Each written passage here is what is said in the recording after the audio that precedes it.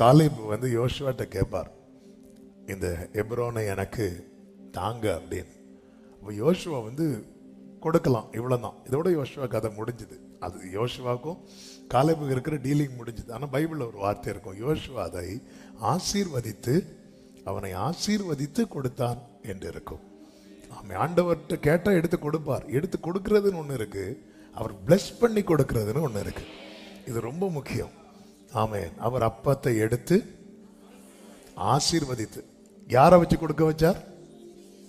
அப்ப சீஷர்கள்ட்ட ஃபர்ஸ்டே அவர் கையில் எடுக்காமலே கொடுக்க வச்சிருக்கலாம். இல்ல, அவர் எப்படி கொடுக்கிறார் தெரியுமா? பிளஸ் பண்ணி கொடுக்கிறார். ஆண்டவர் எனக்கு தாங்கன்னு கேட்கிறோம், அதை வந்து இன்னும் ஒரு ஸ்டெப் மேல கேட்கலாம், பிளஸ் பண்ணி தாங்க. அப்போ ஆசீர்வதித்து கொடுக்கும்போது என்னாச்சு தெரியுமா? திருப்தி அடைந்து மீதம் எடுத்தார்கள். கேட்டா கொடுப்பார். வேதம் என்ன சொல்லுகிறது? நீர் கொடுக்க அவைகள் வாங்கிக் கொள்ளும். அவர் பிளஸ் பண்ணி கொடுத்த எப்படி கொடுப்பார் தெரியுமா? கையை திறந்து கொடுப்பார். நீர் உமது கையை திறக்க அவைகள் நன்மையால் திருப்தியாகும். இந்த நேரத்தில் கேட்கலாமா? கேட்கலாமா? எத்தனை பேருக்கு வேணும்? என்ன ஆண்டவர் நீங்க எனக்கு தரணும்னு நினைக்கிறத பிளஸ் பண்ணி தாங்க. ஆமென்.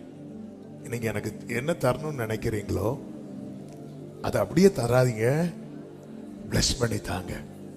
அது 5 அப்பமானாலும் சரி, சிறு மீன்களானாலும் சரி, அப்படியே கைகளை உயர்த்தி அப்பா நீங்க எனக்கு ஏதோ தரணும்னு நினைச்சிருக்கிறீங்களாப்பா, இதோ இருக்கு எடுத்துட்டு அப்படி சொல்லிடாதீங்கப்பா. நீங்க கையில எடுத்து அது ஆவிக்குரிய ஆசீர்வாதமானாலும் சரி, பூமிக்குரிய ஆசீர்வாதமானாலும் சரி, நீங்க அதை பிளஸ் பண்ணி எனக்கு கொடுத்தீங்கன்னா நான் நல்லா இருப்பேன் ஆண்டவரே. நீங்க பிளஸ் பண்ணி கொடுத்துட்டீங்கன்னா நாங்க நல்லா இருப்போம்பா. அன்னைக்கு அந்த 5 அப்பத்தை 2 மீனை பிளஸ் பண்ணி கொடுத்ததும் எல்லாரும் நல்லா ஆயிட்டாங்கப்பா. எல்லாருக்கும் திருப்தி. யாரை கேட்டாலும் திருப்தி, யாரை கேட்டாலும் திருப்தி, யாரை கேட்டாலும் திருப்தி. பிளஸ் பண்ணி கொடுங்க ஆண்டவரே, பிளஸ் பண்ணி கொடுங்க ஆண்டவரே, நீங்க பிளஸ் பண்ணி கொடுங்க ஆண்டவரே. ஆமென், ஆமென். பிளஸ் பண்ணி கொடுங்கப்பா. எஸ், பிளஸ் பண்ணி கொடுங்க ஆண்டவரே. ஆண்டவர்கிட்ட எதை கேட்டாலுமே அப்படிதான் கேட்கணும். அவர் எதை பிளஸ் பண்ணி கொடுப்பார் தெரியுமா? எது அவருக்கு சித்தமோ அதான் பிளஸ் பண்ணி கொடுப்பா. அல்லேலூயா. கர்த்தருக்கு மகிமை உண்டாவதாக. இஸ்ரவேலர்கள் கேட்டு ஒரு ராஜாவை வாங்கினாங்க.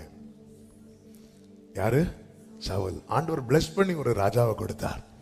யாரு தெரியுமா? தாவீது. ஆண்டவரே நீங்க எனக்கு தரணும்னு நினைக்கிறத பிளஸ் பண்ணி கொடுங்க, பிளஸ் பண்ணி கொடுங்க. கர்த்தர் உங்களை ஆசீர்வதிப்பாராக. ஆமென் சொல்லுங்க பார்க்கலாம். இருக்கிற பொக்கிஷங்களையும் ஒளிப்பிடத்தில் இருக்கிற புதையல்களையும் உனக்கு கொடுப்பேன். ஆண்டவர் முன்னே போகிறேன் என்று சொல்லுகிறார். அவனுக்கு முன்பாக, யாருக்கு முன்பாக? அழைக்கப்பட்டவன், அபிஷேகம் பண்ணப்பட்டவன், தேவனால் தெரிந்தெடுக்கப்பட்டவன். ஆமென். நாம் அந்த இடத்துல நம்மை வைக்கணும். அப்படிதான், அதுதான் இந்த வசனத்தின் மேல நாம் வைக்கிற நம்பிக்கை. நல்ல கவனமா கேளுங்கள். கரத்தை பிடித்து அவனை பார்த்து, நேற்று கேட்டோம், அவனை குறித்து சொல்லுகிறார் 44 கடைசியில். அடுத்து அவனை பார்த்து சொல்லுகிறார். ஆமென். நம் நினைவாகவே இருக்கிறவர். எவ்வளவு நல்ல தேவனை ஆராதிக்கிறோம்.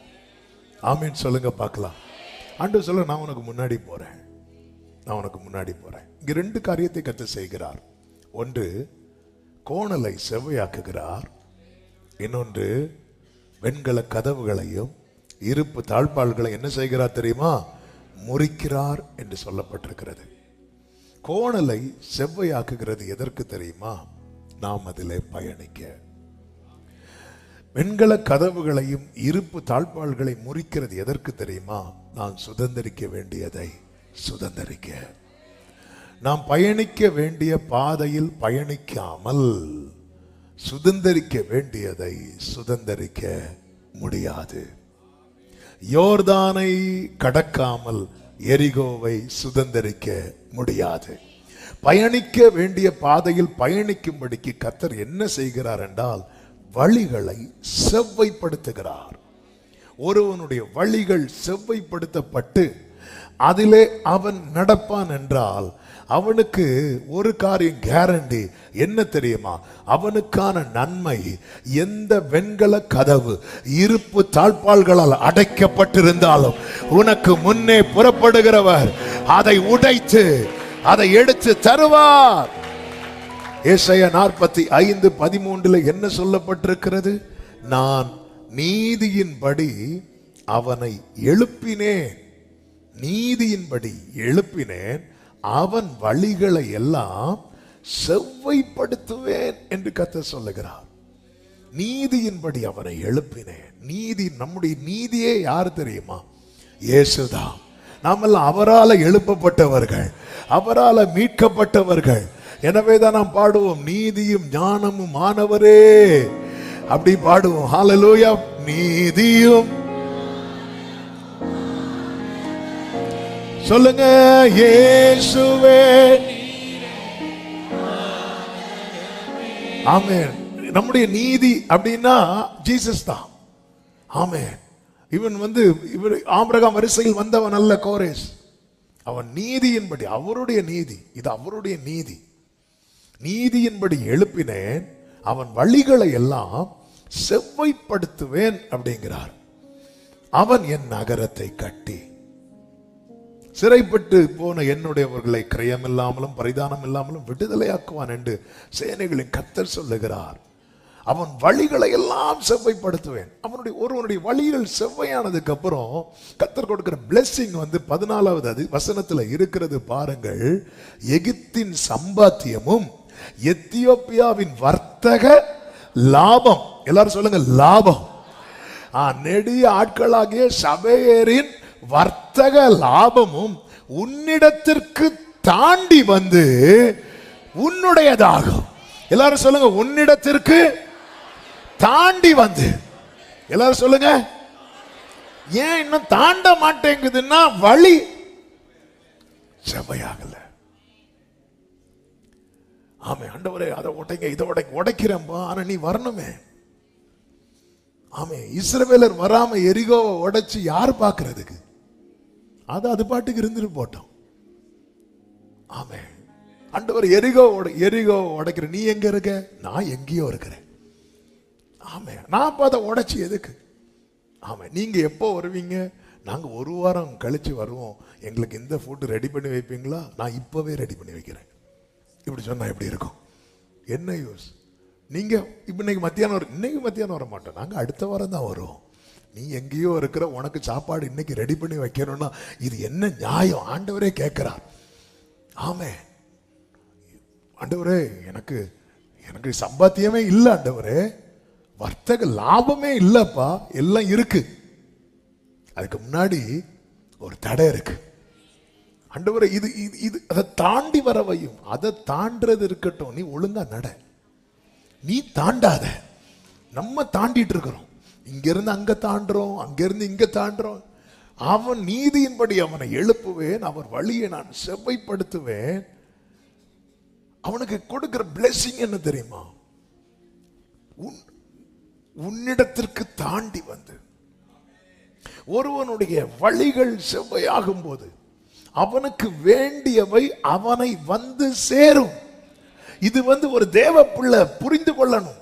அவர் எதுக்காக எனக்கு முன்னாடி போகிறார் என்றால், எனக்கு முன்னாக கோணலா இருக்கிறதை செவ்வையாக்க, என் வாழ்க்கையை செவ்வையாக்க, என் இருதயத்தை செவ்வையாக்க.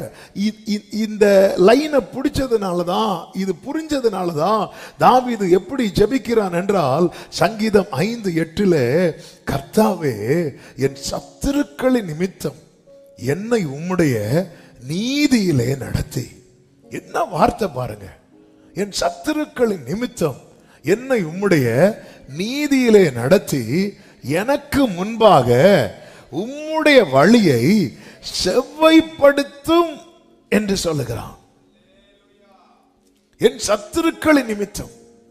அப்ப எனக்கு ஒரு பிரச்சனை வரும்போது, எனக்கு ஒரு போராட்டம் வரும்போது தாவீது எப்படி புரிந்து கொள்ளுகிறான் பாருங்கள். அப்ப என் ட்ராக் கிளியர் ஆயிட்டுனா இந்த பிரச்சனை இல்லாம ஆயிரும்.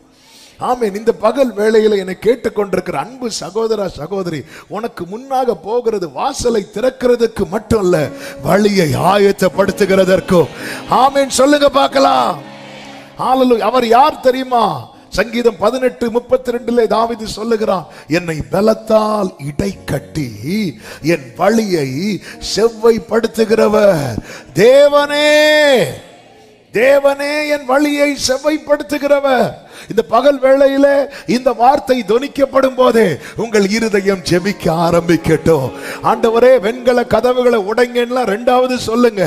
பாதை சரியாயிட்டுன்னா உன்னுடையது உன்னிடத்திற்கு தாண்டி வரும்.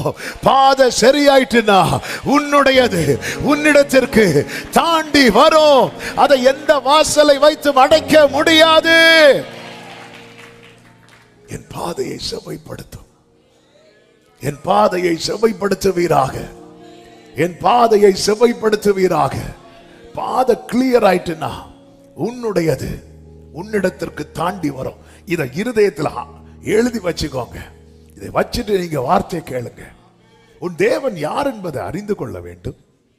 அவர் எதற்காக முன்னே போகிறார் என்பதை அறிந்து கொள்ள வேண்டும். நாம் செய்ய வேண்டியது என்ன என்பதை அறிந்து கொள்ள வேண்டும். சும்மா கையை பிடிச்சிட்டு பார்த்துட்டு, என் கையை பிடிச்சு என்னை பார்த்து பேசிட்டு போறார். ஆமென். ஹல்லேலூயா. அவர் என்ன நம்பிக்கையில முன்னாடி போறார்? ஒரு மேய்ப்பன் தன் மந்தையை வெளியே விட்டு என்ன நம்பிக்கையில முன்னாடி போறார் தெரியுமா? அந்த ஆடுகள் என் பின்னாடி வரும். நம்ம ஒருத்தங்களுக்கு ட்ராக் ரெடி பண்ணி வச்சுட்டு, இப்போ பெரிய பெரிய மினிஸ்டர்ஸ், வேற நாட்டு அமைச்சர்கள் ஆகட்டும், பெரிய பெரிய விவிஐபி எல்லாம் வந்து இறங்கும் போது அவங்க நடக்கிற ட்ராக்ல வந்து இந்த சிவப்பு கம்பளம், ரெட் கார்பெட் வந்து விரிப்பாங்க. அவங்க நடக்கிற ட்ராக்ல அந்த இதெல்லாம் கிளீன் பண்ணி எல்லாத்தையும் செவ்வையாக்கிட்டு அந்த கார்பெட்டை விரிச்சு வச்சாச்சு. இப்போ அவங்க இறங்கி கார்பெட்டுக்கு வெளியே வேற எங்கேயோ நடந்து போன எப்படி இருக்கும்? அது அந்த நாட்டையே அவமதிக்கிறது மாதிரி தானே. அந்த ட்ராக்ல அப்படி மீதி எல்லாரும் சைட்ல அப்படி நிற்பாங்க, அவங்க அந்த ட்ராக்ல அப்படி நடந்து போவாங்க. என் பாதையை கர்த்தர் செவ்வைப்படுத்துகிறார் என்றால் என்னை திருத்துவது மட்டுமல்ல, என்னை கனப்படுத்துகிறார் அவர்.